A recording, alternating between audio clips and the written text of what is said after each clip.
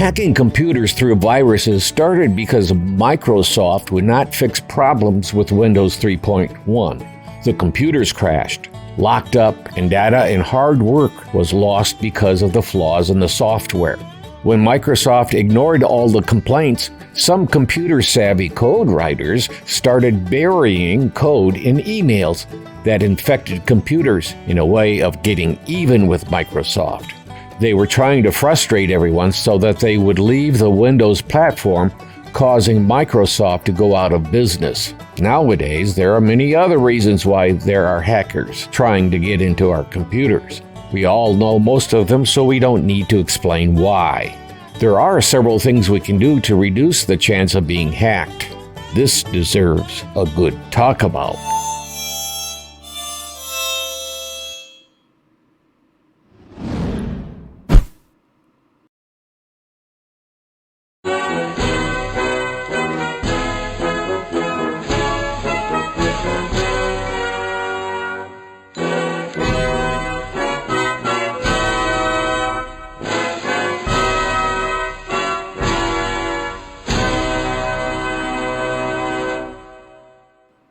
Hello anyone, I'm Scott Bain. They call me the Old Farmer.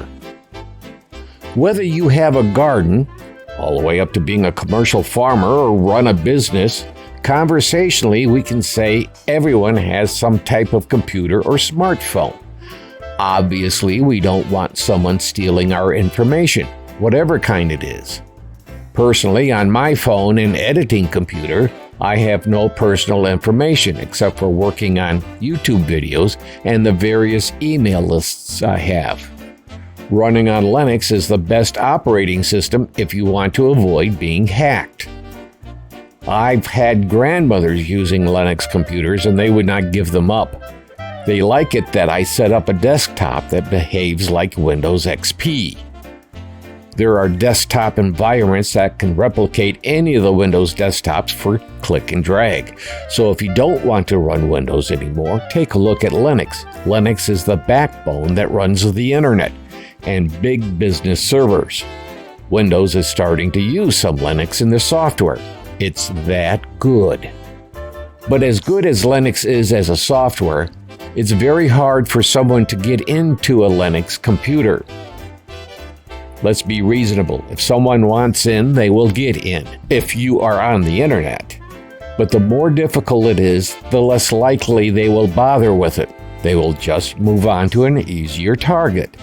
But whatever you use for an operating system, there are a couple of three things that can be done to help make the effort just too much effort.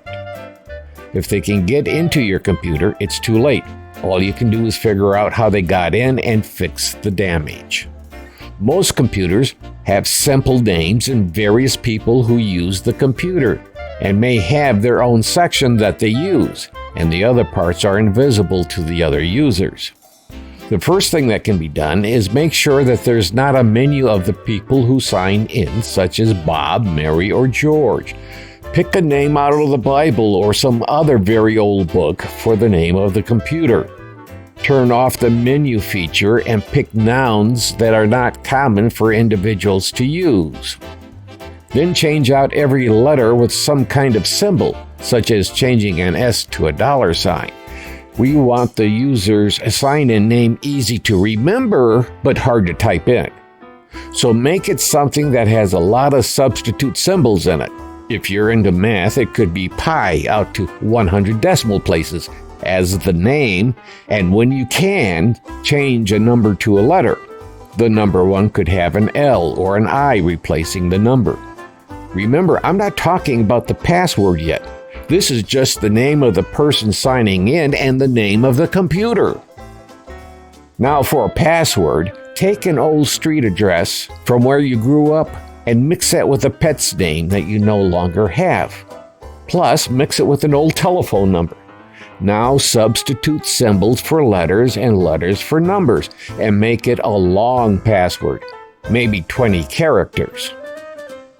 The way that it works is you will remember how the password was created, and you can do so again if you have actually forgotten how to type it in. In other words, that old street address mixed with your pet's name and then with an old telephone number, and you know the formula for recreating the password. Now, if you can, set up the login to shut down for 10 minutes or so after several failed attempts to log in. It might be after 3 or 5 failed attempts. This makes it almost impossible for most brute force attempts to find the solution to log in, because brute force means it will try every combination one after the other. By having a small timeout window after several failed attempts, it will turn what could be done in minutes into days. These two things will make it almost impossible for someone not authorized to log in. Also, if you are comfortable with using your fingerprint and your computer or phone has that ability, it's hard to forge a fingerprint, but not impossible. Something to think about. To stymie most viruses inside your computer, you can set up things in a different pattern than what is typical. I never, ever use default settings for saving files.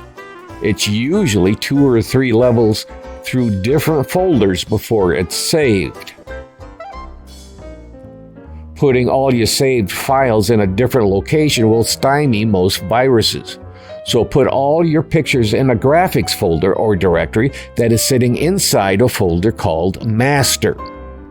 Your text and similar files could go into a document folder that's inside your Master folder, and you can do subdivisions beyond that point, and so on.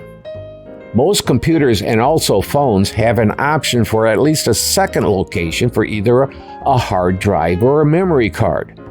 Move all your files that you've created onto the secondary location under a multi-tier folder hierarchy, such as Master's Graphics, Bob's Graphics. A virus may be able to mess with your software. That's just an annoying reload. It's the files you have created that can be lost, so hide them as much as you can from viruses. Besides making it more difficult for a virus or a hacker to find, it makes it easier if you have to change computers. Copy your master folder and everything that's inside to a thumb drive or a portable hard drive for transferring to another computer or phone. That means you set up email inside of this master folder, and the same for your email contacts and phone numbers. Everything that you do is inside the master folder.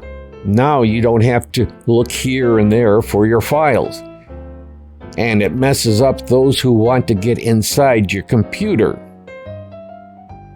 Don't forget to have a backup feature in place that only backs up the changed or new files.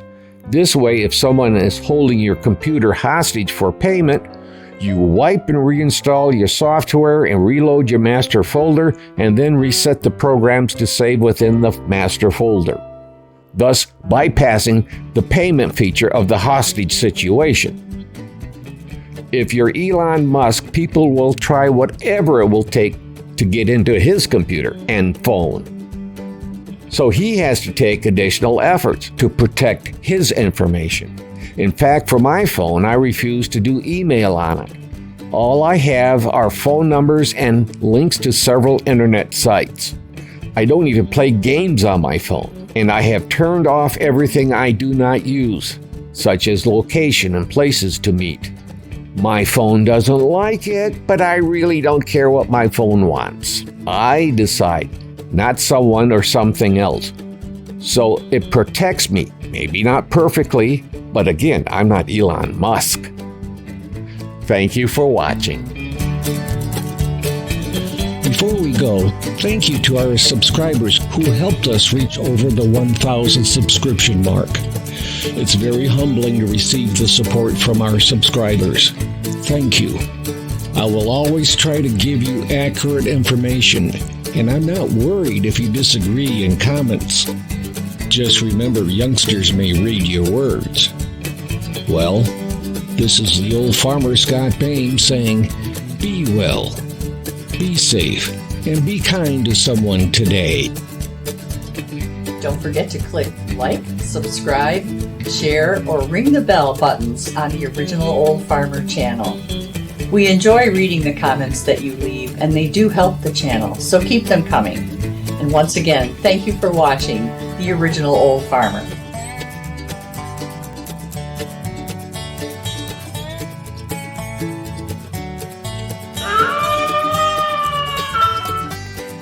The VFW National Home for Children, providing families of veterans and active duty military opportunities for growth and development in a nurturing community. Please consider a donation to help their children and families. I.C. Rhodes speaking.